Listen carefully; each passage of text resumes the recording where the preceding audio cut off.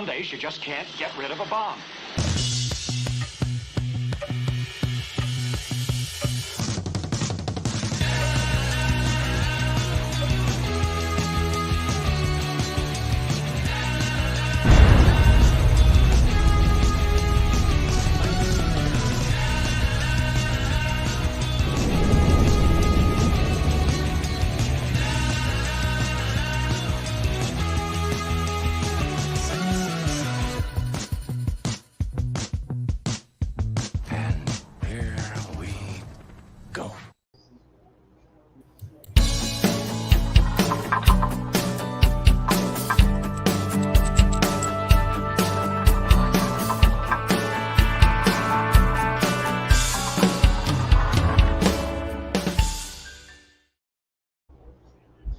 And here we are. There we are.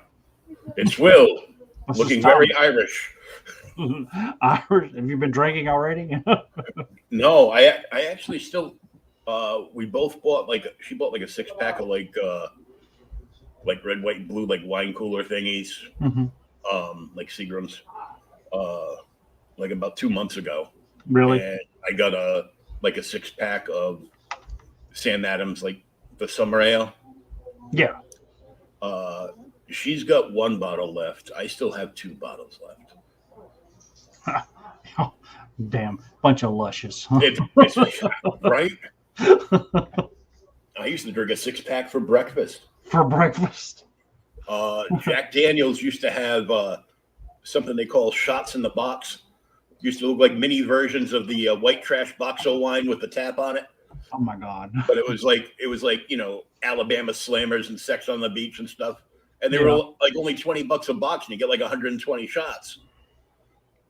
No, I didn't do them as shots. I used to just fill my big red Solo cup with them.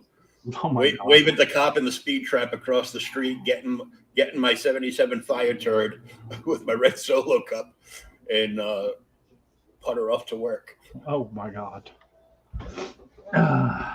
High functioning alcoholism, huh? Ain't it a beautiful thing? So I got nothing this week, but I have something coming that I can show off for next week. When it gets here tomorrow. Of course, I'm not going to wait until next week to open it up because I want to see what it is. Damn it! But you got a bunch of stuff. Well, not a bunch. I mean, I got a bunch. I went to the antique store watching the ball game. Braves lost the last 2 games. It's like they're on a slump. Ruh-roh, Raggy. Yeah. Pretty soon they'll be they won't be 45 games above 500 or whatever it is right now. Hey man. Hey, Alan. I went to the antique store and new one I haven't been to, and they've got a bunch of comics. They're like 30 or 40 long boxes. They're all $1 a pop. I went through half of them and I was like, it took like 2 hours. I'm like, crap, screw this. I'm going to the house. So we got to go back later and go through them again. But I did pick up a few things, just like notables. Not those. Those are last week's. I want to reread this. I don't know if it's a retelling or if it's the originals. Now, I have the Capital Run and I have the first run, I think it is, of Nexus, because I absolutely love Steve Rude. And this is all like color. And those who've read the originals know that I don't know. Black and white. I think that Dark Horse did a mini series, like a 6-issue mini series or something. I've got it here somewhere, one of my thousands of boxes. Yeah. It's hundreds, I know. Hallelujah. But I mean, the art's The amazing. Braves scored. Yeah. So home run. But So I don't know. Is this a retelling or is it just the other originals colored? I'd have to break them out. yeah, the only way to tell is if that's the first one is to compare it to the original black and white first one. Yeah. It could be, but It says the origin, but it doesn't have a number on it. It just says the origin. Oh, that might just be the miniseries of the Nexus Origin that they redid. All right. The others I got, one of them is super cool. Well, all of them are super cool. And one day when I have a comic room, when I throw my children out, I'll frame all these and put them up. I have doubles of most of these, so these will be suitable for framing. And so first one is Comico, Johnny Quest number 7. And the main reason I got this one is the cover. I'm gonna open it. So the cover is by our man Doug Wadley. Oh wow! Wraparound. That's amazing, dude. He was so freaking good. All right, Comico, Johnny Quest number 12, and once again we have a cover by Wadley. It wraps around. Wraps around. Look at that. See freaking Dr. Bannon over there trying to get out of the damn water, and Race is fighting like an Indian guy or something. Mm-hmm. Damn Haji needs to quit looking and get his ass down there and help somebody. Come on, Haji, do the Simsalabim. The Simsalabim. And now I do not have these, and I did not really know what they were until a while back. And so Doug Wadley he created Johnny Quest and did the character designs and the layout for the cartoon. Okay. Mm-hmm. Then Comico actually tapped him to do, when they were doing the Johnny Quest comic, to do a 3-issue collector series that was the Johnny Quest Classics. And actually they picked 3 of the most famous episodes of the cartoon and had him turn them into comic book form. Oh, cool.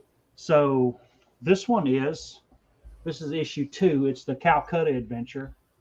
Oh, yeah. And it's adapted, illustrated by Doug Wadley. There it is, the whole thing. This is the one where they actually meet Haji. Oh, yeah. Yeah, remember he's got he's doing the snake charming thing? There it is. Yep, because I spent like most of last week. It's like there's nothing good to watch on TV, so I just keep going to Tubi and putting on Johnny Quest. Dude, and it's got the original ones, and then it has the ones that they made afterwards. Yeah, like the 90s ones? Yeah. The continuing image or something. So and you can tell because it goes from like Alex Toth animation to like just some Joe Schmuck animation. Yeah, like this, whoever this is, they suck. And he did wraparound covers for these as well. Oh, that's awesome.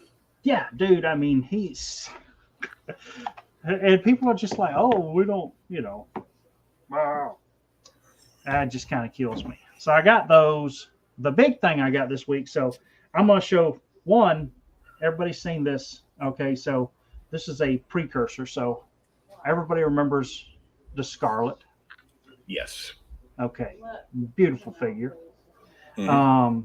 In my delirium, I saw it online about 3 weeks ago, after we did the issue.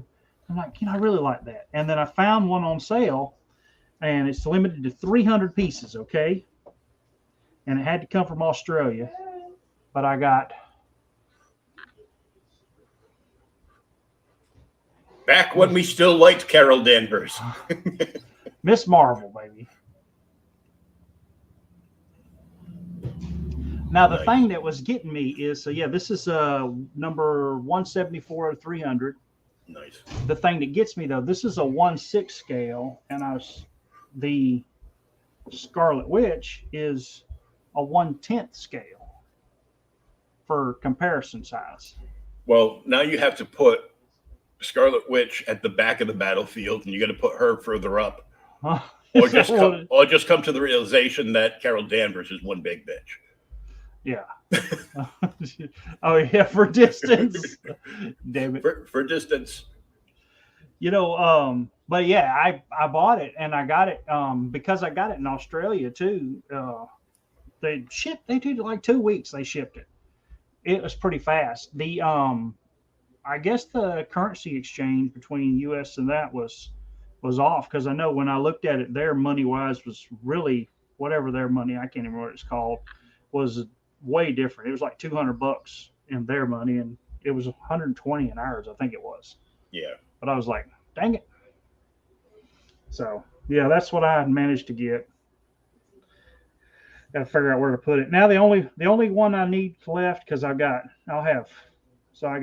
Miss Marvel, Scarlet Witch.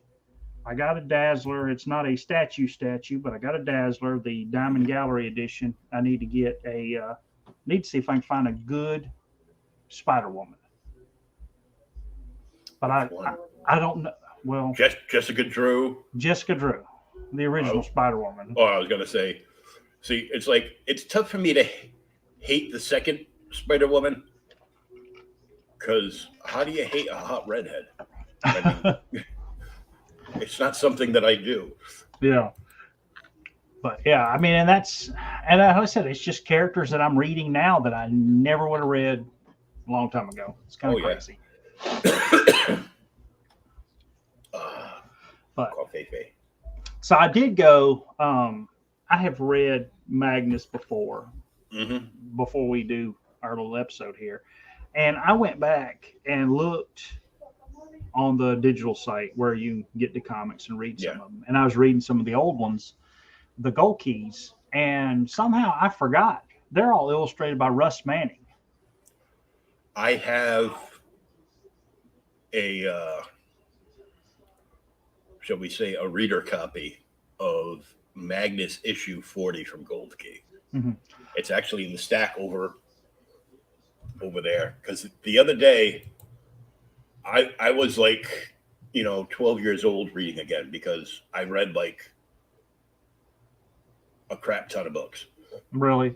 In one day. And the following day, I was, slipping into a coma all day and night for like 2 days. Oh, Lord.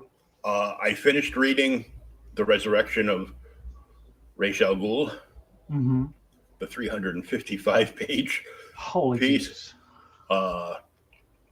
So good, though.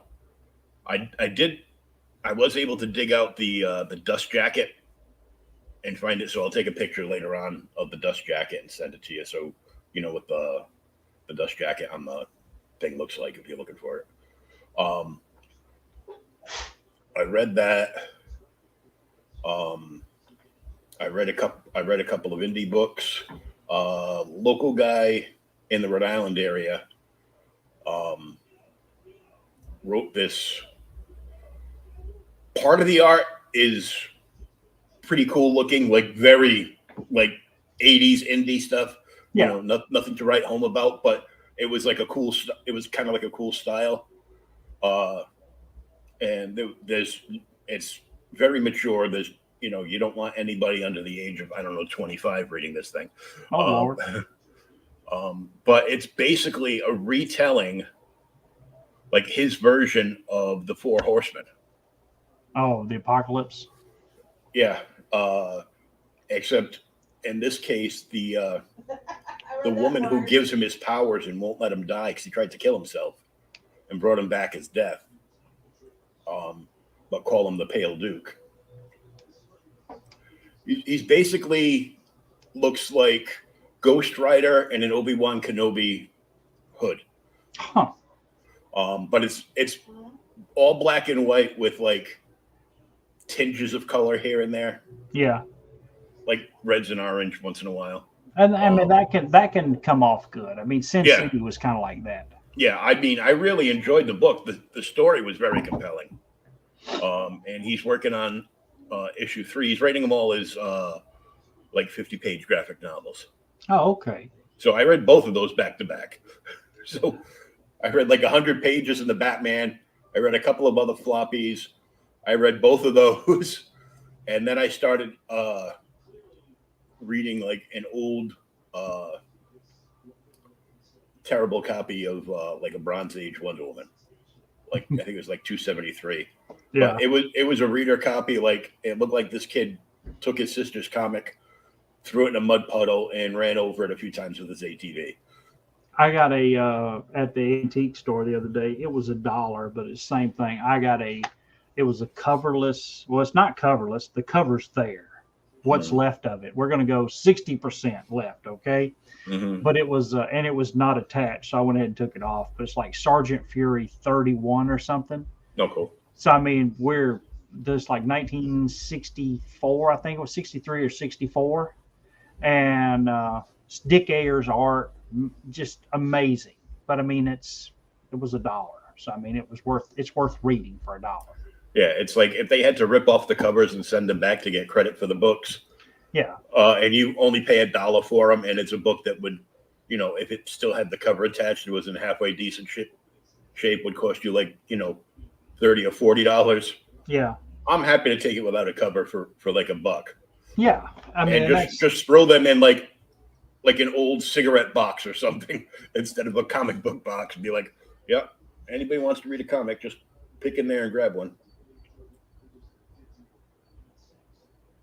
Yeah, I mean, I love, like I said, reading old books like that. And that's sometimes the easiest way to get some of the older ones, especially that are more expensive to read.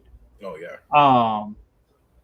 But yeah, the only really thing I read right now is my wife actually picked it up. The other day she went to Ollie's, and she was going and she looked and she saw that they had Batman Year One issue 2, so she picked it up, and I've been reading, not Year One, Earth One. So I've been reading Earth One Batman issue 2, and it's actually really good. I know we did the first issue a while back, and it was good, but it continues. He's still learning and everything else. It's a damn good book. Score one for wife. Yeah, she picked up a good book, she said. 9 o'clock in Oswell. Yeah. So,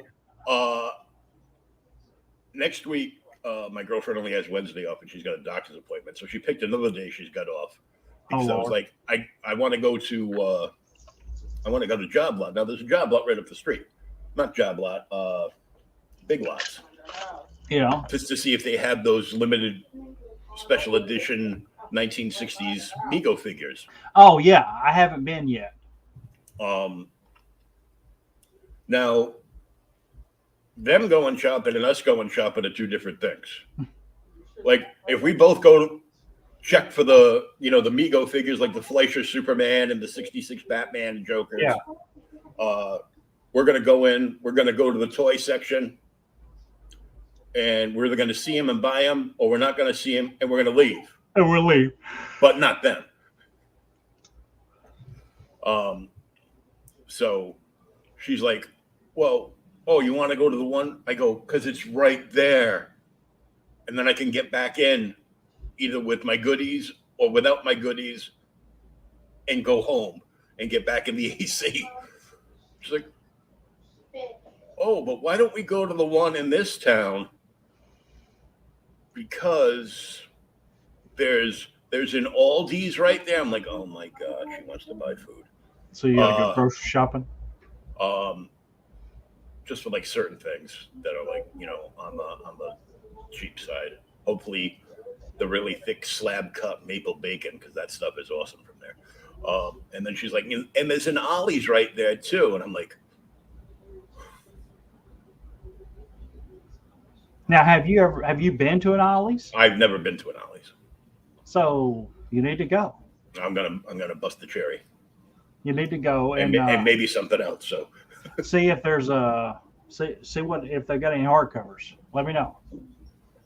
Oh, like the omnibus stuff, yeah. Oh yeah, or anything crazy. I did see that. I think Dark Horse has released. Either Dark Horse or IDW, I think it's IDW because it's a little pricey, has released All Red's Madman. Yes. In a hardcover omnibus. Freaking omnibus. It's like this thick. Yeah, and there's a bunch of them that are actually signed. Oh, really? Yeah. So it might be like one of those like folio deals where it's like, because I saw it and goes, half price, 120. No, half price is not $125. Half price is $50. I'm sorry. Yeah.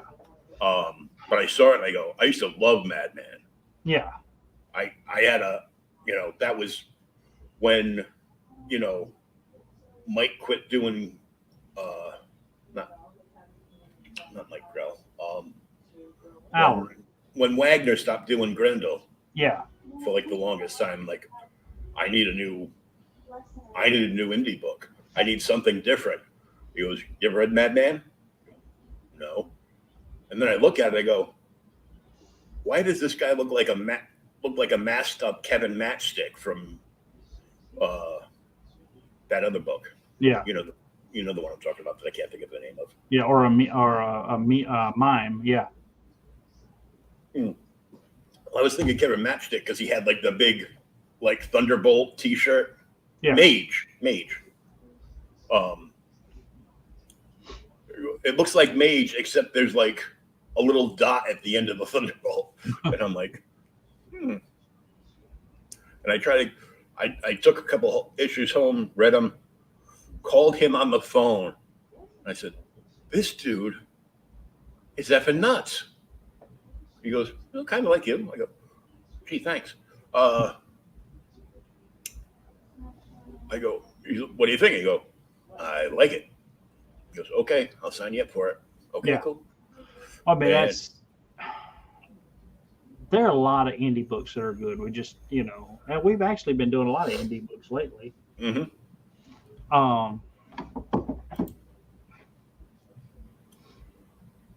Why it worked out this way is this one is the first page. I have no idea, but it's fine. This is the intro to our book we are doing in case everybody forgets. I know it's the start of the book.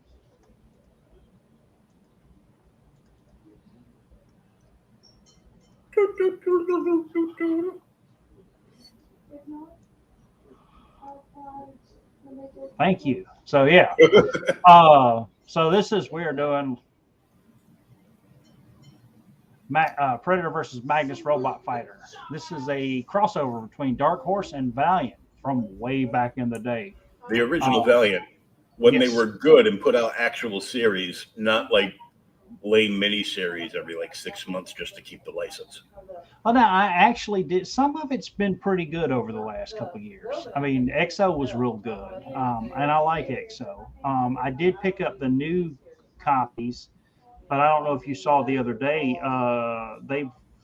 Somebody else is going to be publishing the Valiant books now, and they're just going to pick up where they stopped.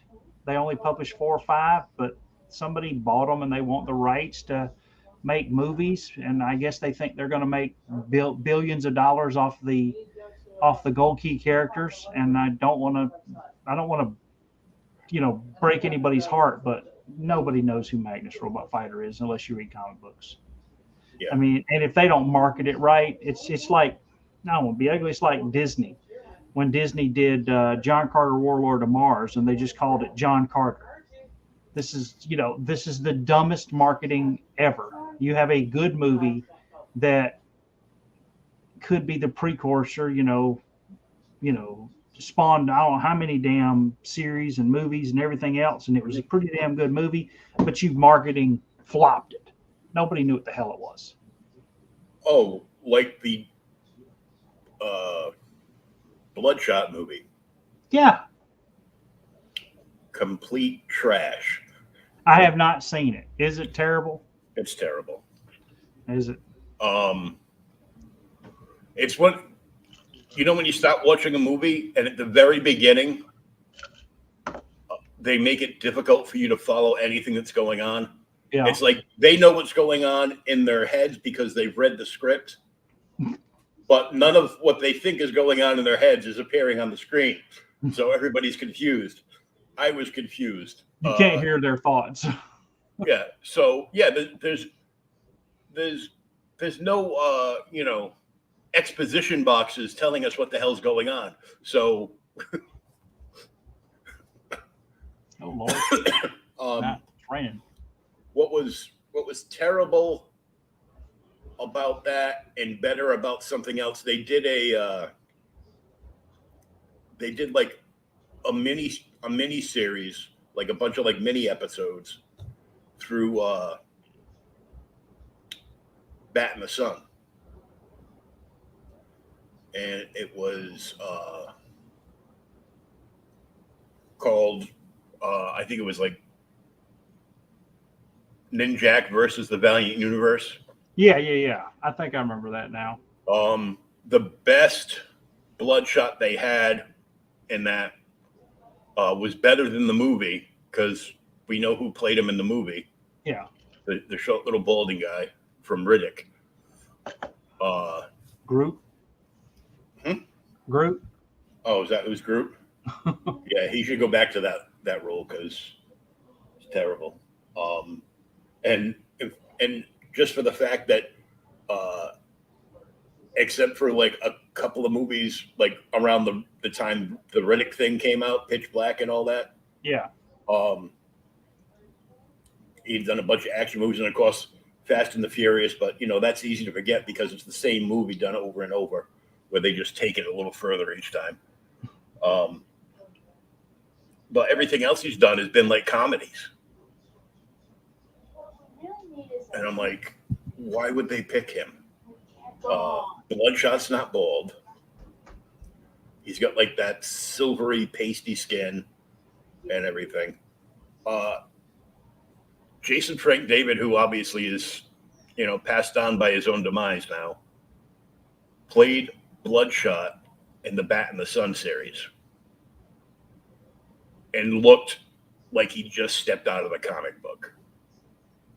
I'm talking it up now. And knew how to fight in real life. So for a while, the Ninjak versus the Valiant Universe was available to watch on YouTube, and then they supposedly took it down.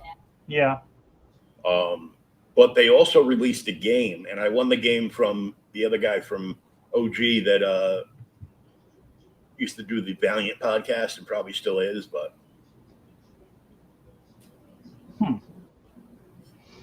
dang. The guy that got my first appearance of Ra's al Ghul for $50. Oh God. I could have come over $50. It's before I met you. Oh Lord. Dang it. There was a time before that. Yeah. So it was BTT, before Thomas time. So this is Predator versus Magnus Robot Fighter, plot by Jim Shooter. Yes. Dialogue by John Ostringer. Cover artist is BWS. The interior art is by Lee Weeks. And he says interior art, so I'm guessing he's penciling and inking. Mm-hmm. Letterer is Pat Brosnio. Colorist is Rachel Minishi. And editor is Mike Richardson. The thing that got me when we looked at this the other day, I think this is 93 when it came out. Good Lord, long time ago, back when the Earth was young. And so were we. Yeah. Jim Shooter, BWS, Ostringer, Weeks. Those all four from Marvel are, kind of all from Marvel now. Various stages, but dude, they're all freaking. Now you look at this list, you go, all four of these guys are A+ talent. Yep. And the fact that they're doing a mini crossover of just 2 issues for Dark Horse. And Valiant. And Shooter was the one that started the 90s, Valiant universe. The Valiant universe.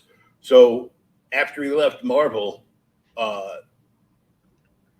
this was the first of 2 comic book companies he created. Yeah, he did Valiant. What was the other one? Defiant.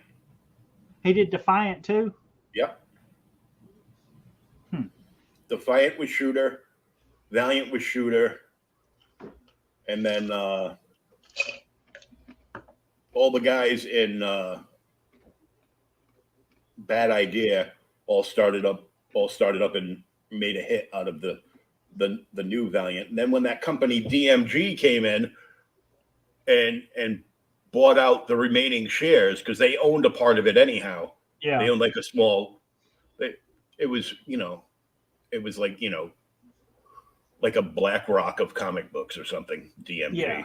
Yeah, they bought controlling interest. They bought controlling interest, and they fired the guy that started it up, and he took all the big talent that were working there and brought them all over to Bad Idea, who was never going to reprint anything or ever release any digital comics ever, are now doing Kickstarters to release digital comics. Bad Ideas. Yep. I got some, I pre-order my books, and every now and then when they ship them, they actually include some, I guess they bought them as freebies and nobody buys them or whatever, but some Bad Idea and AWA books, like free. They're just here. I've got a handful of them. I just haven't had a chance to sit down and read them. One of them's a big ass trade. It's like 96 pages. Mm-hmm. It's an ADW book. I'll have to, AWA book. I'll have to send you a picture of it. Speaking of AWA books, Frank Cho did a series for them. Which one? The the Fighting Girls there. Yeah, Fighting Girls. Yeah, Fight Girls. Fight Girls. Yes. He owns rights to that. Yeah. So they just published it for him. So he went and created a director's hardcover edition of that. Oh, cool. That is now funding on Kickstarter. And I started to look for it, but the page wasn't loading. And I'm like, yeah, I really don't, I liked AWA at the beginning. Yeah. And then I was like, nah, there are a bunch of like those smaller press companies that came out that were like, really good at the beginning. Yeah. And, but once they have a little bit of success, they think they're the mainstream and that, that they're like all important, and you're not.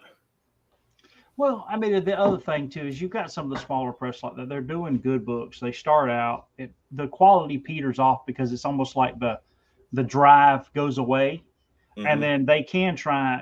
Some of them come out. We're going to be better than the big two or whatever. And I don't want to sound terrible. As much as everybody hates it, it's like, I don't want to say legacy media, but it's like legacy media. ABC, NBC, CBS all perform a vital task. And, well, it's not a vital task, but they perform a task really well. That's the reason why they've been on for 100 years. And that's the same reason DC and Marvel will be here for another 100 years. As much as people want to bitch about it, granted, half of what both of the companies do, I don't like at all. It's just not anything I'm interested in. But the other half is really good. I mean, dude, Hulk is the number 2, most purchased comic now on the top 50 list or whatever. It was number 2. I can't remember what was, some mini series or some crap. Secret Invasion or something was number 1. And then it was like number 2 was the Incredible Hulk. That's because the new Hulk series is damn good. It's like the old, Immortal Hulk series. But what number would that book be if you included manga in that? Oh yeah, well, manga is an entirely different animal. It would be 210. Yeah, I read. I run into people every day that read manga and don't read comics. They have no interest in it. Amen. Yep. And the thing I'm going to be ugly about this is the thing that kills me on that is manga is going to be 200. But if you look at it, I can now go to Walmart and buy manga. The Evil Empire, and buy manga off the shelf. You can go to You can go to Five Below and buy manga too. Yeah, for $5 for the small boxes. It was $19. I almost bought it the other day at Walmart. $19, and it was a omnibus. It had the first 3 volumes of Attack on Titan in it. And I haven't read it. I know I've got relatives that love it. My kids, one of my kids love it, but it's freaking this thick. It's $19. Attack on Titan. Five Below only has like the single issues, Yeah. But that's still like 100 pages. Yeah. It's like 93 to 100 pages Yeah. for $5. That's like more than a year's worth of any single title of Western comics. Well, but now I'll fight with you on this too. What's terrible about that is it's $5, it's 93 pages, but depending on the Western comic, I can read that 93 pages in almost the same time it takes to read a Western comic of 22 pages. Because it's like it's just so much art in the words. They fly. I read them so fast, the handful I have actually read. So there is a difference. But yeah, manga is crazy. And I think to get comics back to where they once were, they need to be back on the newsstands. They don't need to be clustered away in small buildings, that people in just comic shops, that people go to find them. They have to hunt them down. I mean, and I'm not thinking, not everything can be on the rack. You can't go to Walmart anymore and have 50 comics on the rack, but they should probably do like no, DC they tried they tried that already, and excuse me, it was a joke. It was like basically bringing back the DC 100-page giants. Yeah. It would have 8 pages of news story. Everything else was reprints. Yeah. And they wanted $10 a piece for them. Yeah. At the end of that run, they turned around, and I got a couple of them. And collected the trades. At the end of that run, they took all the ones out of the warehouse that hadn't been sold. And one issue when it first came out was $10. Mm-hmm. Now, cellophane and shrink wrapped, they've got super packs of 10 of those 10 different books for $10. And then but now is it, I'm going to be ugly because it is a 100-page giant. It's getting those stories back into people's hands. Mm-hmm. Was it a quality issue or was it a marketing issue? It was a little bit of both. It was the fact that they put them on the register end caps in Walmart, and Target had them too. But I don't think it was DC. I think it was Marvel that Target had. I can't remember. But it was like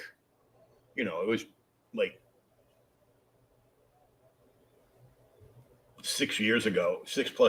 So yeah, man, I don't even remember what I had for breakfast if it wasn't the same thing every day for like the last 10 years. Oh my God. But yes, I mean there is issues. Now, did you read the article? It was Millar is actually doing I won't say a call to arms, but he's kind of like issued a call to all the best writers and such that he knows of to actually, hey, pair up with someone you like, go to one of the big two, and drop the whole independent thing for a while. Let's go to the big two, write the best damn stories we ever could, and get everything back running back how it should be. And he's working on a Superman story. But the big two don't want that. Some of them don't, but I mean, I think DC's actually chomping because I mean, like I said, from what I understand, Millar is going to do a Superman story. He's working on with someone. I don't know what's going on with everybody else, but yeah, that was his scream. I mean, and hell, you go back and read, was it years ago? He said he would write the script for the Superman movie for free if they would just let him do it. I mean, and he wrote, it's coming in this month in my new shipment. They're reprinted the Red Sun trade paperback by him, which is one of the best Superman stories you'll read. And it's Superman, out of context, but yeah. There were a bunch of indie guys on podcasts that were like tearing into him because he got like a quote wrong, like a movie thing wrong. He was like, just think of me as the Zodiac killer from the original Dirty Harry movie. driving the short yellow school bus. Yeah, it wasn't And a then- short bus. Not even that. The Zodiac killer wasn't in that. That was the Scorpion killer. No, it was a Zodiac. Was it? Yeah, trust me, I've seen Dirty Harry like 50 times. It's one of my favorite movies. Yeah, I know. That's why I thought so too. But they're like, no, the Zodiac killer was in this movie, and I can't remember what movie they said it was. It was the Scorpio killer in the Dirty Harry movie. Maybe it is Scorpio. Now you're making me think crazy. I thought it was Zodiac. And what's bad is that's around. Yeah, it's Scorpio killer. Yeah, Scorpio. But it's the Zodiac sign they show. Yeah. It shows on the note. Yeah, and that's actually around the same time that the actual killings, the Zodiac murders happened. They happened a little bit before the movie came out. You know what's funny? So while we're doing crazy trivia, because you went off the deep end here. So you know Andy Robinson. What else did he do that was famous? A Swiss Family? No, Oh, I was just going off the last name. Sorry. no, yeah. I'm gonna make sure I look it up. That way, I don't want to have anybody like want to kill me or whatever. Because they'll, you know how people is. Yep. So Andy Robinson had a role in Star Trek. Who did he play? Don't look it up. No, I'd have to because I have no idea who Andy Robinson is. The dude from the Harry from Dirty Harry that plays the Scorpio killer. Yeah, but I haven't watched Dirty Harry in probably like 2 years. Okay. Well, he plays Garrick on DS9. Oh, is it? Yeah, he's Garrick. Yeah. And he was also in Hellraiser. Oh, yeah. Yeah, he plays the dad in Hellraiser. But love that movie too. I watched the new Hellraiser and it was terrible. I liked it. Really? You didn't like it? Okay. There's nothing not to like about hot girls in leather, but They changed it up a little bit, but I like the whole the castle thing and all that twisting and the metal and all that. It was it's better than the last 4 or 5 terrible ones. Mhm. But yeah. Anyway, good God, we got to get back to this comic. Yes. All right, so Predator versus Magnus Robot Fighter. Love the cover. Damn it. So it took me a minute to start here. So there apparently the story opens on it's on a mining colony, and they're there, the humans are there, and the damn predators just like land on it, and they start taking everybody out. Of course, they're doing what predators do. Sport. I do love the fact that the damn guy's talking to the robot. He's like, where he can't see the predator because it's become invisible, and the robot's using therm optics here. So there he is. So he does manage to shoot him. What did you think of the predator talking throughout the book? Well, If it's really talking, it's like talking to itself. I could have, like, in the movies, they talked, but this made sense here because the only thing they did was that they mimicked words that they heard the humans say. Yeah. Okay. And that's all he's doing here. The only other thing that ever talked was his computer, Yes. like his gauntlet. Yeah. So yeah. He wounds it. And yeah, they counterattack. Counterattack certain. So the damn predators freaking pretty much decimate this damn colony before the Marines show up.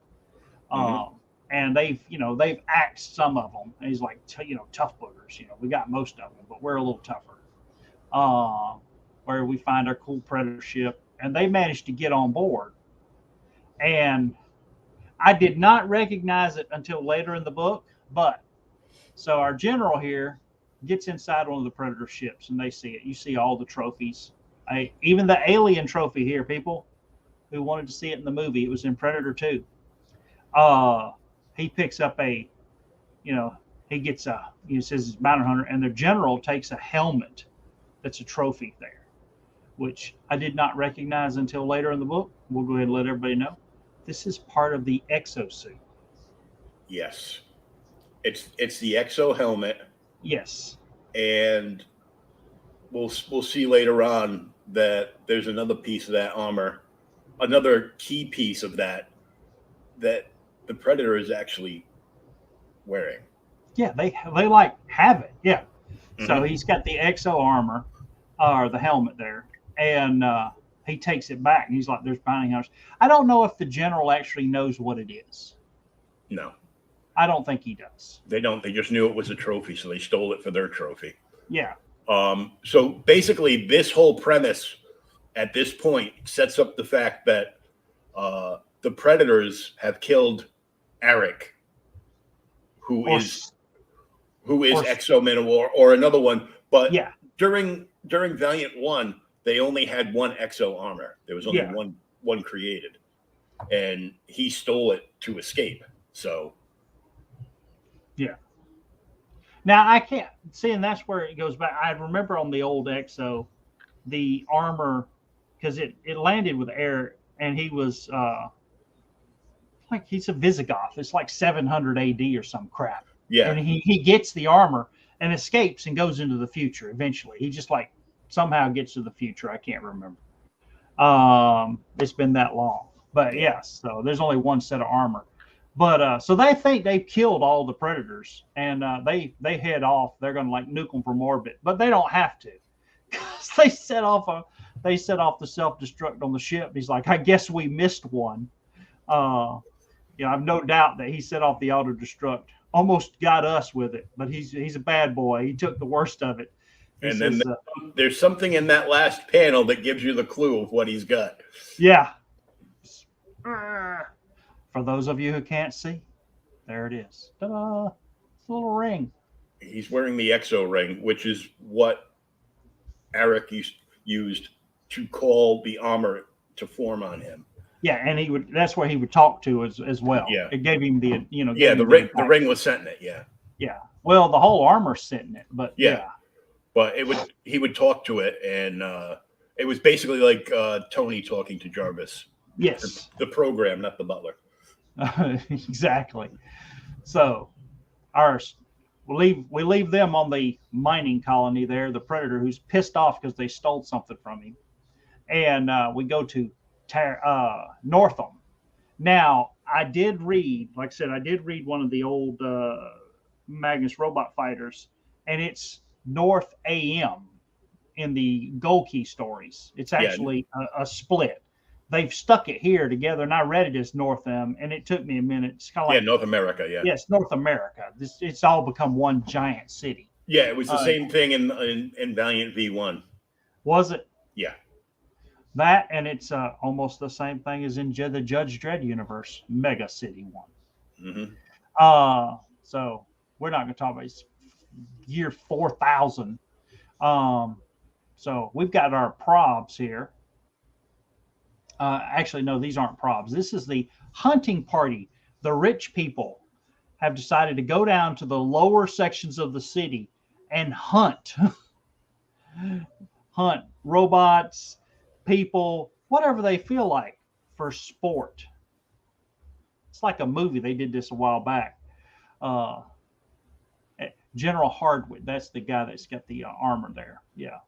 And they're after a robot there. Run faster, Rob. Of course, they damn near, I love here. She jumps down and goes into like a little sewer section underneath the city, and they just blow this shit up. And they're, oh my God, they'll see that up top, and he doesn't care. He's like, well, we got to hurry up and finish before somebody notices it. So, Squire Schnupp here, he's going to lay down the, shot and kill the robot. And then Magnus finally shows up, and breaks the damn gun in half. And that's a badass picture of Magnus. Oh yeah. I don't remember the book at this time, but apparently reading it because it was so long ago, Magnus has actually come down from the upper cities and he's joined the lower people, the lower classes, Mm-hmm. to protect them from the robots and police, whatever. So he's actually among the lower people here. Of course, after they see, Magnus shows up and takes the gun from the rich people, the squab here, he turns his robots on them, but the robots can't really hurt him. He's a freaking human. That's written in their laws. They cannot hurt Magnus. And he even tells him like that. They're like, okay, we'll restrain Magnus. And he's like, not likely. It's stupid. I've been trained to fight the robots since my youth and I'll destroy them. The programming on these robs, they won't even let them harm me. So they're just trying to stop him and he just beats the hell out of them. Now, this was cool. I'd forgotten this part. Our squib here shoots him with a ray gun. And he tells him, he says, you should have aimed at my head. The tunic actually is designed to disperse energy blast when he's fighting the robots. So it doesn't really even hurt him. He manages to knock the hell out of that guy. Of course, when he gets distracted, they actually turn on him and shoot him and kill him. But before he passes away, he tells Magnus what's going on. He says that they're the gun club. They're predators. They, they're thrill killers. They look for the trophy at the clubhouse. Look for their trophies at the clubhouse. So when Magnus actually hears that, he goes and investigates the clubhouse. Dude, this is awesome art right here. This is good, but this is really good. I mean, dude, he's just tearing through this door, and I love the fact that this is early in Week's career. But dude, the fact that he's using the cinematics, you can see what's going on here. Magnus goes through the door, and then looking down from the trophies is really awesome. And then the fact that, I guess he just takes the helmet because it's there. But he managed to break the glass and take it. And he has no idea what the hell it is. But he goes back to the upper levels where he goes to meet his woman, Magnus does. The senator's daughter, I think it is. Or governor's daughter. We'll get back to it. Of course, now that he's actually taken their trophy, the gun club has now decided we're going to have to go and kill Magnus and get the trophy back. Mm-hmm. And he just wants it because it's his trophy. He doesn't even know what the hell it is. Nope. Dude, this is kind of like on Star Trek. When they show up, Bones has got something old or whatever, and Kirk's like, oh my God, the hell did you get this from? He shows up to meet he meets up Legia. God, I can't remember whose daughter it is. She is now. She says earlier or later in the book, but he shows up to meet her, and he actually has real flowers. Freaking. She's like, oh my God, where did you get these real flowers? And it's cool. She talks to the robot who has to access a database to know how to deal with living flowers. Assignment complete. We get a small cylindrical container with purified water. He says, thank you. So she gives the damn flowers to the robot who takes care of it. And they stay in. Yeah, I've got T42 is going to cook for us on a hydrogen grill, Magnus. I know it's old-fashioned, but I always thought the food tastes better that way. And it's more intimate, don't you think? Yes, it's grilled food, lady. It tastes better. You still think... And it does. It does. Oh, my God. You still think you can reform Northam from within the system? And that's what he's trying to do. He's went down to the lower levels to help protect people, and he's wanting to try and get rid of corruption and fix it.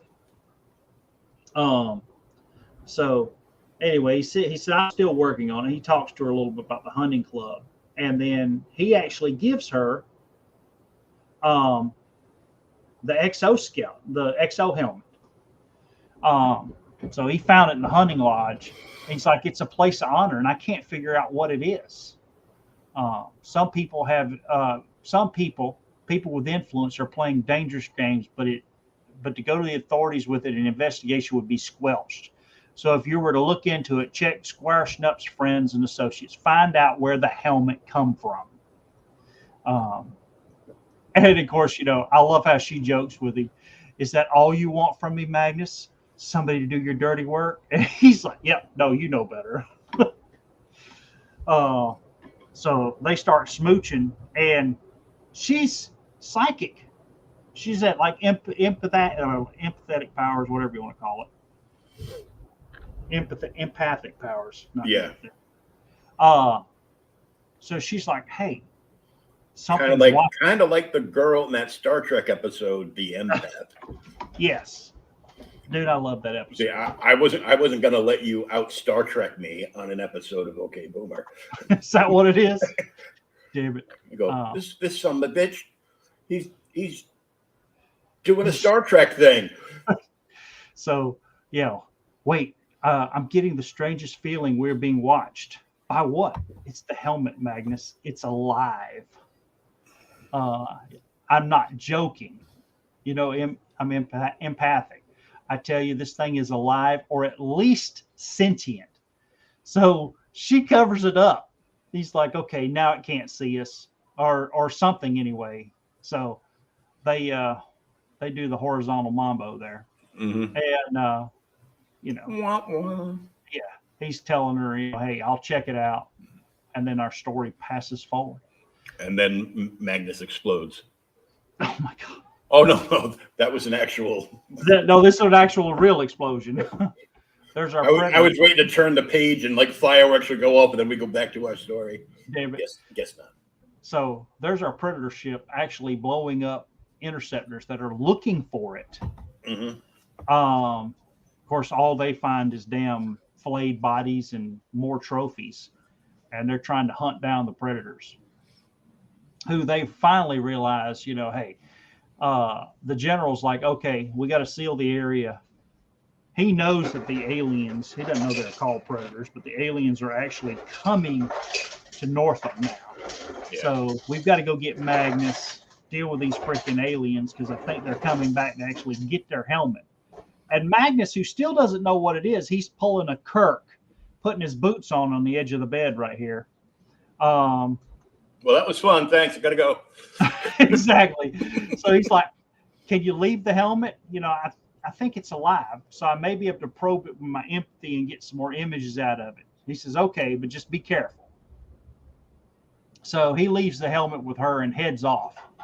And of course, now some time later after he's gone, she's actually trying to figure it out. And she gets the idea that, the helmet is actually XO. Mm-hmm. So okay, it's just you and me, XO. So you're part of an XO. What do you want to warn and tell me? So the helmet's actually trying to tell her that the Predator is coming, and it's too damn late as it comes through the freaking glass. Dude, that is a badass picture of the Predator breaking in this window, and that crap was used forever. That image was reprinted I don't know how many times. Not just with the Predator, but this is like that same panel with the shattered, squared off glass with, gauntlets breaking the frame and everything. Yeah. Has been used in, I think, 900 out of the last 1,000 issues of Batman between Batman and Detective. Some of the other ones had more flair because they were drawn by, like Neil Adams and, other greats, but this may be the first time. I don't know. But that was used a ton in Dark Horse stuff. Yeah. And then Leisha was like, where does he get all those wonderful toys? Damn it. He's only got like 4. Yeah. And I do love, it's immediately there in the future. She sees the monster and she tells the robot, "Hey, defend me," which, that's what they're there for. Mhm. And he, of course, kills the damn robot left and right. Um, she gets a knife to try and defend herself, but the predator knows she's not a freaking threat. So he just kind of just backhands her ass. And of course, she's screaming for Magnus. And this is where a hunt club actually comes up and they see what the hell's going on. They're kind of watching it and they're trying to watch Magnus at the same time. The helmet actually tells her it knows what the damn predator is. Yeah. Let go of me, dude. Natural gas. Yeah. And then she turns on the wave motion gun and takes him out. No, fun show. Yeah.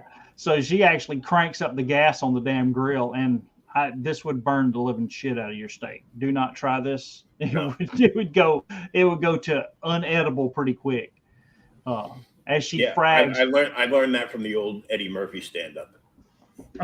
Burning it. She frags the damn predator for a bit and tries to get away. And of course, it gives chase. But they're watching Magnus, and she finally, one of the ladies there's, "Oh, Trent, your robot ran right into me." And he's like, "Shut up, you stupid Bim. He'll hear you." And Magnus does, dude. Mm-hmm. So I know all of his physical attributes and everything are way above human just because of his training. But he was trained and I guess slightly modified genetically, I'm not sure, by a robot to defend humans against robots. He's basically like if Khan and Kal-El had a child. Yeah, he's not as strong as, Superman by no means. No. But he's way stronger than a normal But he's strong enough to like put his hand like this, like the Flash move. Yeah. And take out like a steel robot. Yes. Yeah. Lots of them. Lots. And, he's not impervious. He can get cut and all this. His suit does dissipate energy blast, but yeah, he is a badass. Mm-hmm. And apparently right there, he must have just taken a shower from having his sexy time because he's just standing there with his tunic. Yeah. Barely covering him in the shadows. This is almost reminiscent of the Batawang shot from that Black Label Batman. Yeah. I commented on a thread on TikTok about that. Like this guy that goes by Juan Reed's Comics. Yeah. Just like another comic nerd, right? And he was talking about that specifically. And he called it something else. And I'm like, no, the proper terminology is his Batawang. Batawang. I got over 5,000 reactions to my funny comments. Damn it. Which is more than I've gotten on my own page. So, yay me. Yeah, yay me. I was famous for about 2 seconds. Yep. So yeah, company's coming. And he suits up. What's cool is he suits up pretty much just as soon as Leah gets there, who is being chased by the damn predator. And when the general sees this, he's just like, "Hey, fall back. We'll just let the predator kill Magnus. Then when he kills Magnus, we'll go in and kill him and get the damn helmet back." And we find out that when the predator shows up, it's only there for the freaking helmet. Mm-hmm. And it even tells Magnus, get a weapon. And that's a cool picture too. Oh, yeah. The color. Yeah, I don't need a weapon, you ugly brute. I am the weapon. Yes. Takes his ass There we go. Another window. Yep. Yeah, that's not as famous. With him around, Anderson Windows must still be in business making bank. Making bank. Damn it.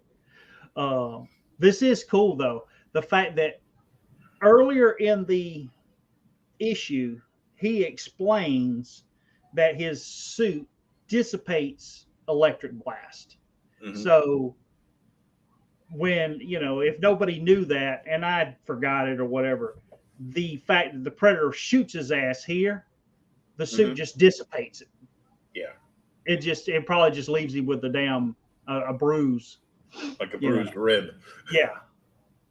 Of course, Legion's trying to help here, and she gets the hell knocked out of her. Don't interfere, Councilwoman.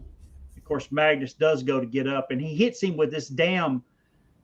You remember when he shoots somebody in one of the movies with this like razor wire net? Yeah. It like cuts into him, but I guess Magnus's skin is strong enough, is durable enough, it doesn't cut him. Yeah, because his skin is so thick. Yes.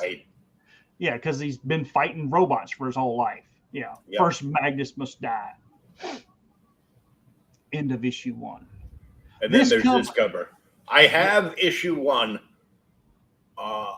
I'm not sure if I have issue 2, but I don't think I did because I would have this, laying out somewhere so I could just keep staring at the brilliance of Barry Windsor Smith.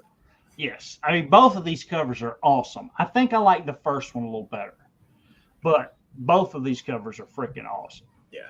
This one's cool because Magnus is looking for him, and he's just coming out of invisibility mode in this picture, so you can see through his chrome dome there.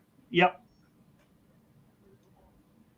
That's the only thing that makes me sad about the early Valiant stuff is BWS does he was the cover poster child boy. He does covers for so many of the issues. Him and Casada. Casada does so many for Solar. And then you open it up and, who the hell's doing the art? It's not them, yeah. Yeah, it's nowhere near as good. They were ahead of their time because now nobody cares about the inside. They only care about the cover, but it has to be a certain cover that influences have pumped up. So it's supposedly worth more, but they'll never know because they don't actually read the book. They get it in, won't touch it with their bare hands because they're too busy sending them all to CGC, which is why it takes you 6 months to a year before you get one book back.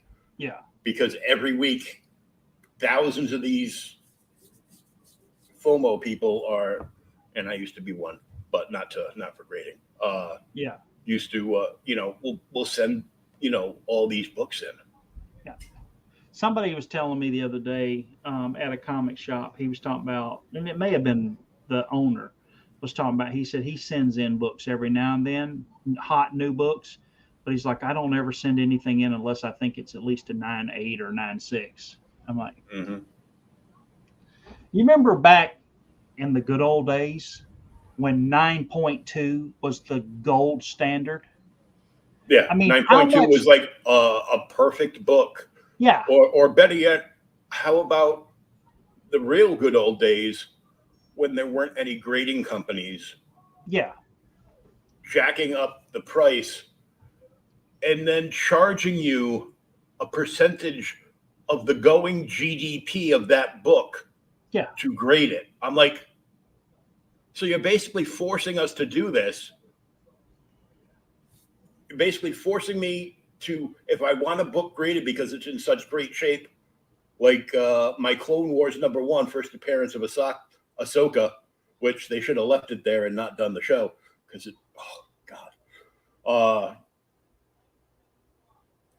at one point, a graded CGC 9.8 on that book was 2 years ago was up around $1,500.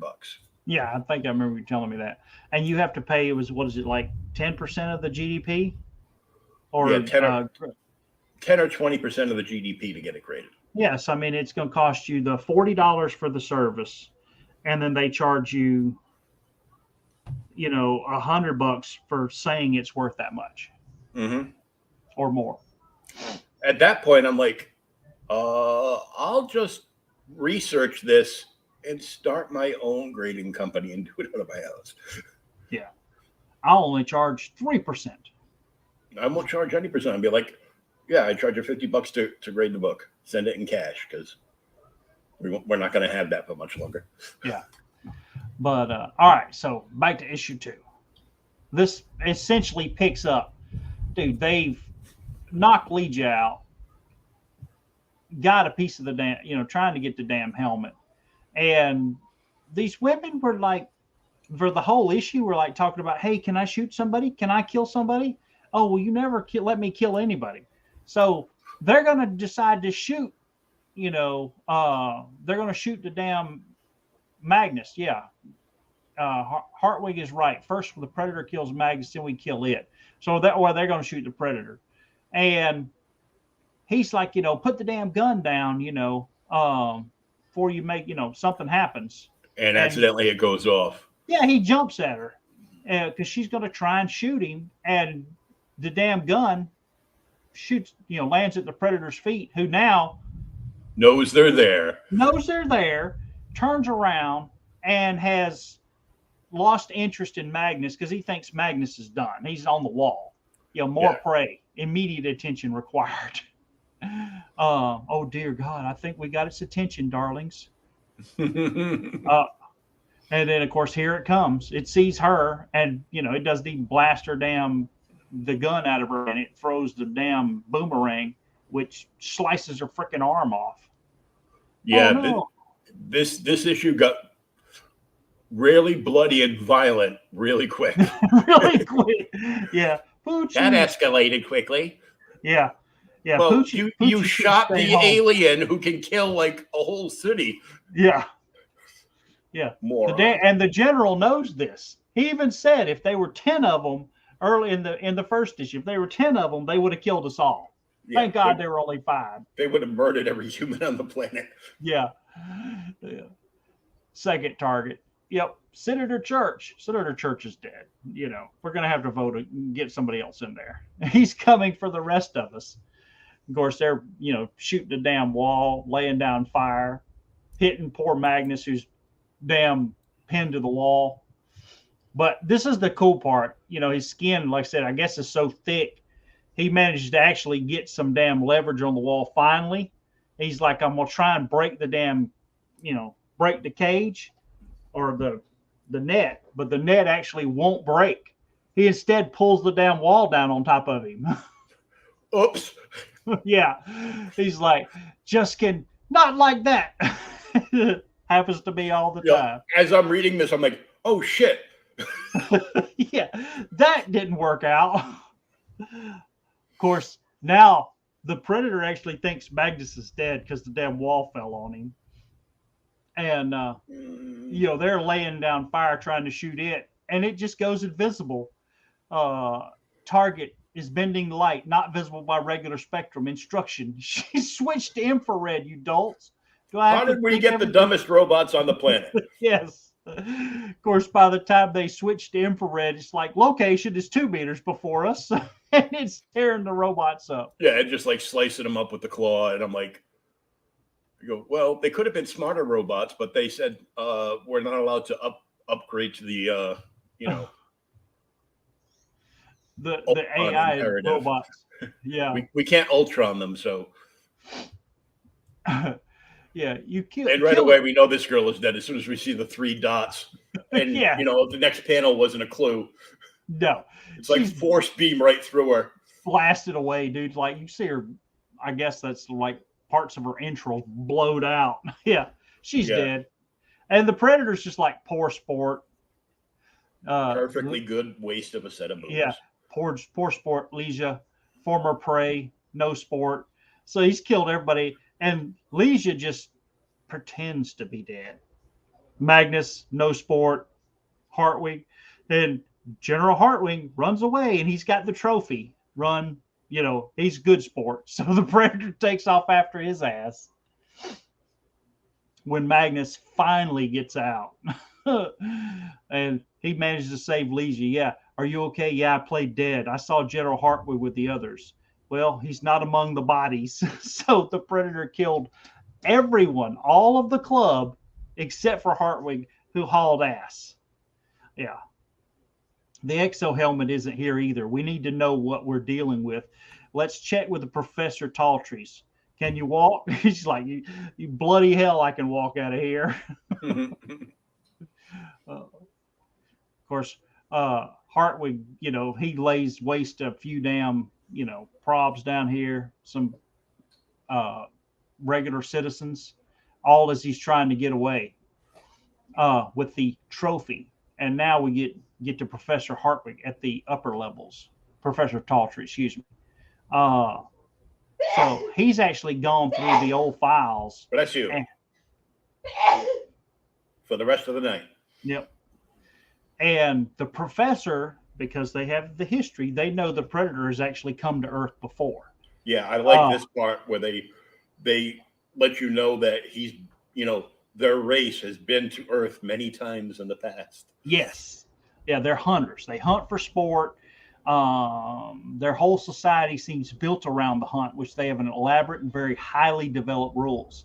Subject sees by infrared spectrum.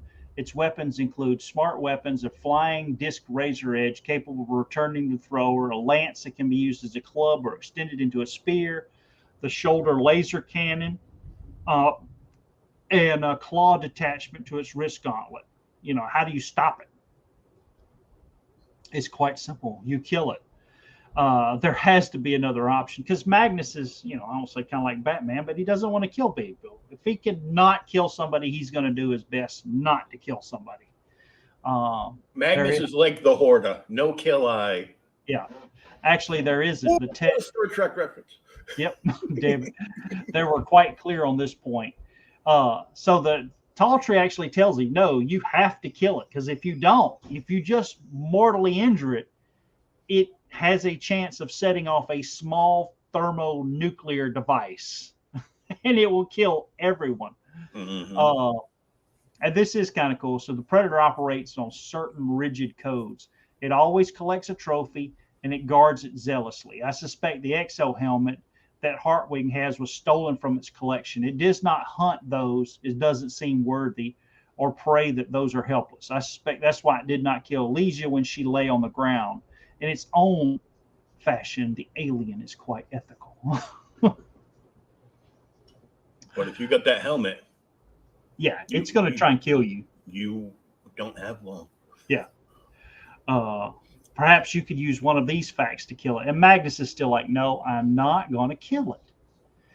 Finally, they said, hey, we're going to have to head out. It's a warrior. With its own code, no more than part of the society I am, and you tell me I kill it for the good of Northam. You're projecting yourself on the Predator, Magnus, and that could be fatal. It's not human. While it has its ethics, they are not human values. When it's finished with Hartwig, it will begin to hunt again. As you have pointed out, the people in the mile spires are too passive, too decadent to provide it with much sport. The Goans, on the other hand, that's where he lives now because he went down to where the Goans are. On the other hand, are far more independent and far more aggressive. Your adopted people are going to make much better sport. So the professor gives him a choice. He says, look, you've gone down to live with the Goans to try and save Northam and protect the people down there. So you've left the people in the spires who are docile, who are rich, they're pampered, they're not going to be very much sport. The poor people that are having to scratch a living every day are going to be much more of a challenge for the Predator. So it's going to go after them. Yeah, you live in the underside. Yeah. Next generation quote. Yeah, damn it. So now we find out Lesia's still got a damn telepathic link with the exo helmet. So she's talking to it. Mm-hmm. And she's like, I think I can get to Hardwick and it'll take us to the helmet, which this is kind of cool. They have, I guess they're like the wind tunnels or the elevators. Yeah. He just goes to one and it's just taking him up to the upper city. Of course, when the Predator gets there, he doesn't give two craps. Yeah, there's our ring, people. There's the exo ring. Yep. Yep. The Predator just, bad move. He tears the damn control panel off the damn elevator. And Hartwig manages to barely save his ass. He grabs the ledge. He's almost at the top. But the poor other people that are all in the damn tunnel fall to their death. So now the Predator has to stop and take trophies from each one of them. I don't know if that would count. He just kills 10 people accidentally. Yeah. Gone. And he's, he was hoping Hartwig would fall, but he's like, no, he's gone. Yeah, because then he could just kill Hartwig and take his helmet back. And yeah, because he's leave. So now Leisha and Magnus are flying around in a damn Blade Runner car looking for the damn predator. And she's like, I can feel it. There it is. And of course, when Magnus sees it, he just, he's a man of action. He leaps out of the damn car and, tells Leisha to stay away from it. And, the pole rob's got the pole rob, the police robot, has got the predator on infrared. And the main brain has instructed it and all the other pole robs in the area to apprehend and immobilize it. So they're going to try and stop the predator. All the robots come in. And of course, they all die. They all start dying. Yeah, it blows up the damn car. Leisha manages to get out. And it's just freaking damn blowing people up. Of course, the predator actually now moves off and tries to find Hartwig, which this is where it gets really cool. Once Magnus contacts her with his wristwatch, he makes sure that Leisha's all right. He heads off after it. When finally, because now he's Dick fucking Tracy. Yeah, damn it. Hartwig runs straight into the damn predator. Yep. Yeah. Hunt is over, buddy. But nope. Magnus manages to finally show up. Damn right. This is where it ends. He damn hits this. Yeah, he launches himself into the predator. Yep. And then just starts to fight. His, open hand style of fighting takes out his wrist controller, his shoulder cannon, his mask. Yeah. Everything. Yep. And he tells it, all right, you ugly bastard, that takes care of your weapons. Now it's just you and me. We are the weapons. And the predator's, good. Everything but the spear. Who he does. The spear and his wrist, his Wolverine clothes, Yeah. He does spear Hardwick, who's trying to get away. So all that, Magnus still can't save him. Meanwhile, while that fight's going on, we see the other predators coming in their ship. Yeah. And now here's the fight. No more kidding. It's all pointless. It doesn't mean anything to you. And he's trying to reason with the predator. You don't eat what you kill, you just hunt. And, him and the predator, it slices him. And it's beating the shit out of him for a minute. Magnus, stop it, you're killing him. And he says, Magnus is not strong enough. No. And finally, Magnus realizes, okay, I have tried reasoning with this thing, so now I have to kill it. It's me or him. Yeah, I made a mistake. I tried reasoning with you. No good. And he stops it. And at that point, the predator knew he effed up. Because Magnus, dude, he knocks his damn eyeballs out. And then after he blinds him, knocks him down, he's like, it ends here. He breaks his spine. He doesn't kill it. He just paralyzes it. Because now his people will just kill him. Well, he doesn't know that. He doesn't know that at all. Yeah, Magnus doesn't know, but no. Yeah, we do. Yeah. I'm sorry it was your spine. I had to stop you. I couldn't let you blow up anything else. Set off your nuclear bomb. So he freaking paralyzes it. And, Leisha's like, hey, we have a problem. I don't think that's a North AM ship. It's a horde with the creatures. They all just damn show up like on Predator 2. And they kill the damn body and take it off. This is kind of cool. It's over. He lost by their rules. They still treat him with more honor and death than we treat most of our own people while living. And as a reward, the lead predator there gives them, to the victor go the spoils. He gives them the damn XO ring. Now, that would have been a badass comic book. This made me scream no, out loud. Yeah. At 3 p.m, luckily. Really? No! Yeah. And Magnus gets mad. I don't want it. I'm not like you. I don't need a damn trophy. He literally throws the damn XO control ring into the junk. And the predators just leave. course, Lee's just like, hey, let's go see the med robs. So they leave. End of story. For a 2-issue one-shot. 2-issue one-shot crossover. I thought it was good. Yeah, it was really good. Yeah, I mean, like I said, part of it was the cover. It's something I love Magnus. I like the Gold Key characters. I like Predator. I don't really read Predator comics, but I read some of the crossovers. I used to read like the early Predator stuff. I read the early Alien stuff. Yeah, I read both, like the Aliens and the Predator stuff. Like, because they all started out in like the Dark Horse Presents, and now like the first issue of Dark Horse Presents that has like the Predators in it. Yeah, the first Predator story is like, some good scratch. It's worth. Is it? Yeah. But I mean, I thought that and the damn covers by BWS and the art by Lee Weeks was just amazing. Oh yeah. Some of the writing was a little, I almost say a little off, but nothing crazy. But I mean, you could tell they were trying to fill in everything and you can tell it's a 90s book. It's a 90s book, and they wanted to let everybody know what the hell was going on. Yeah. And explain everything, which I thought was cool. Yeah. Really good. It wasn't over expositioned because, anybody that's seen any one of the Predator movies knows what the deal is with the Predators, knows all the weapons and all that stuff. So basically the only exposition they needed was about Magnus. Yeah. The protective nature of his tunic.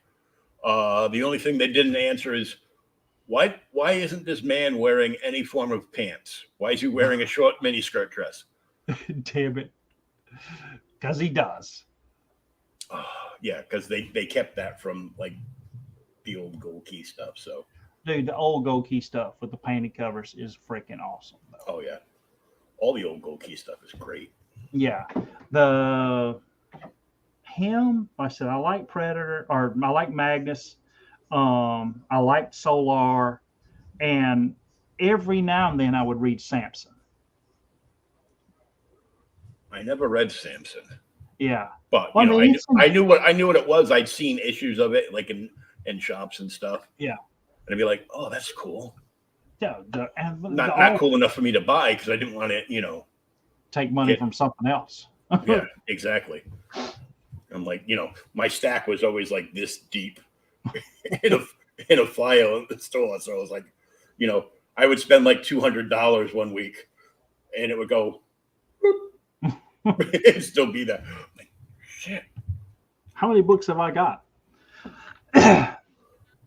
The other thing, earlier you're talking about the new reprint for Mad Men. I meant to tell you earlier, but I think it's IDW is doing a 40th anniversary artist edition of Rocketeer. Yep. It's $150 though. No thanks. I'd love it, but I don't know $150. No. Is that what it is with the discount? I hadn't seen what it is with the discount yet. I haven't looked. So wait to see what it is with the discount, and then we'll go from there. But so I was searching for like a really good Bronze Age book. Okay. So I have to ask, in the past, have we done Batman 400? No. It's been a discussion. Yes. But we have not read Batman 400. Okay. So not on the show. No. So I will share the screen, and then I will read off the massive amount of credits of all these legendary creators and Stephen King in this book. Stephen King actually does the intro. The introduction, yeah. On why he prefers Batman over Superman. And we don't care. Whoops, wrong one. Hit the button. Have you seen my baseball? Good Lord.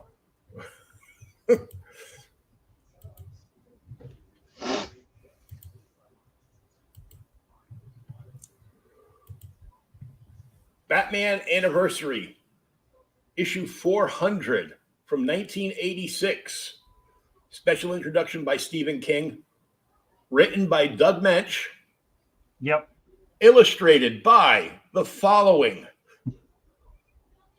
Arthur Adams, Terry Austin, Brian Boland, John Byrne, Paris Cullins, Mike Grell, Michael Kaluta, Carl Kessel, Joe Kubert, Really? Steve Leoloni, Rick Leonardi, Steve Lytle, Larry Monstate, Bruce Patterson, George Perez, Steve Rude, Bill Sienkiewicz, who obviously does the cover, Ken Stacey, Tom Sutton, Ricardo Villagran, and Bernie Wrightson. Yes. The thing that gets me is when I read this, like the first time 30 years ago, because I probably haven't read it since then, or whenever it came out, is the Sienkiewicz section of this book. Yeah. Has just stuck with me is because no one ever drew Batman that way. Ever. Yeah. And it's freaking like Arkham Asylum before Arkham Asylum. Yeah. And which then he also drew, so. No, he didn't do Arkham Asylum. But somebody did it in his style. Yes, McKean did Arkham Asylum. Oh yeah. But it's very reminiscent of Sienkiewicz. Mm-hmm. But yes, no. So we're gonna do Batman 400. So in the background of the cover of this book, we see Silver Age Catwoman. Yep.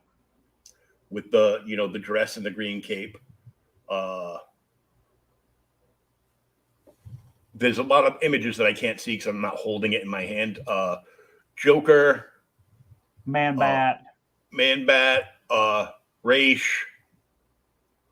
Because Man-Bat is actually the bat symbol behind him. So yep. And I figured that's going to be, that's definitely going to be Dick Grayson, yep. Robin, and not Jason Todd. So. And I can't tell who that one is. Yeah.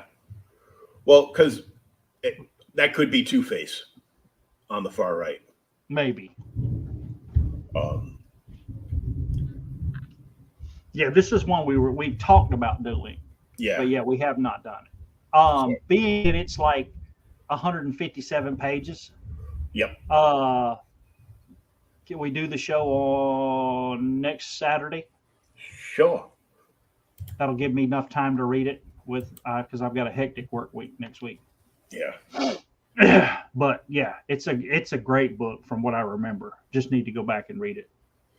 And next time you want to send me something, don't send me your weather. Wow, what happened? Because it's going to be close to 100 today, and it is for like the next 3 days. Then I guess there's some hurricane hitting like the tri-state area, like up north. Yeah. And we're going to get like torrential downpour thunderstorms that is going to make it even hotter. But the problem right now is we've got like high 90s temperatures with over 50% humidity. Yeah, cry me a river. I would, but you would make it hotter. You would just laugh at me. I'm like, I went up this morning, 8 o'clock this morning on my way to the wound clinic for my leg. It was already 86 degrees. I get up and it's like 75 or 76 at 6 o'clock in the morning. Well, 75, 76 is the kind of weather, but fall 75, 76 is perfect weather for me. I have not found a place that maintains that throughout the year that I would be happy living in. So move to Maine. I got some cousins up there. Yeah. They say it's cold as crap all the time. Of course, what's bad is then when you get to the like January and February in Maine, isn't it like -20 or something? And you're buried in your house for like days on end. Yeah, that's why you have to hunt bear and something, something that we have enough to eat. It's like perfect for me would be like living out in the woods, as long as I had electricity. Living out in the woods where I could fish and hunt, because that would be, now everybody's doing those, seeing those videos pop up everywhere. Yeah. Bidenomics has made me stronger. I can now lift $100 worth of groceries with a pinky, and there's like 3 things in a plastic bag. I'm like, Especially meat. Oh yeah. Well, they just want us eating bugs. So. Well, there's actually a place down here we go and buy it's not a farmer's market, but it might as well be. And it's just a butcher shop. All they have is meat. You go in there, it's meat. They got some cheese, some crackers, maybe a tomato to put on your hamburger, and that's it. And it's all local. So. Oh, I'm so jealous. There's a couple of like online ordering things that are, it's all produced by farmers. Yeah. And they come like shipped frozen in the, flash frozen in the box. Yeah. And in my current state, it would cost me an arm and a leg, but for what you get for the prices that are in the market, and whenever you join up, that's when they like lock in a price for you. Yeah. And there's one called Moink Box, so M-Oink. No, I hadn't heard that one. Okay. The last promotion I heard from them is when you sign up for a year, you will get free bacon for a year. So they'll give you like a free slab of bacon with like every order. Sweet. The other one I can't remember the name of, but they were going to send everybody like a free 10 pounds of ground chuck or beef or whatever. Yeah. Free in every order. So like an additional 10 pounds of ground beef. And I'm like, okay. Yeah, that's everything's made at the farm. They chop it all up there, on these farms, and this company just ships them all out. Sweet. And I'm like, so if I was on all this assistance stuff from being in the shape I'm in, I would definitely like buy one of those, because the second one, I can't remember the name. Whenever you sign up, whatever their going prices are, it locks you in under those prices. Oh, cool. So I'm like, that's like the best thing about it. It's like, so if it's currently $10 a pound for ground beef, you pay $10 a pound, but you get fresh farm ground beef, and there's no chance that you're going to get any of those 3D printed packages of ground beef. Yeah, well, I hope you're not paying $10 a pound for ground beef. No, but it's it's like $10 a gallon for milk or something out here. Is it? Pretty close, yeah. It's like $7-8. Oh my God. The price of eggs came back down, but who cares? Maybe I need to. So that's the way we can make money, honey. We could just buy a bunch of milk, and I don't know, we freeze it. We make a run up north and sell it up there. Since milk's going for $7 up there, we could double our money. We'll sell it for $6. And while we're there, I can stop at Will's house and go through his collection. Exactly. All right, man. I'll get the book over to you, and then next Saturday. Next Saturday, we will go through a massive list of super talent on the anniversary 400th issue of Batman from 1986. Oh, wouldn't it be grand to be back in 1986? Yes. We both have hair, be thinner. Everything. Yeah. Go read a comic, people. Yeah, go read a comic, and we'll see you next time. All right.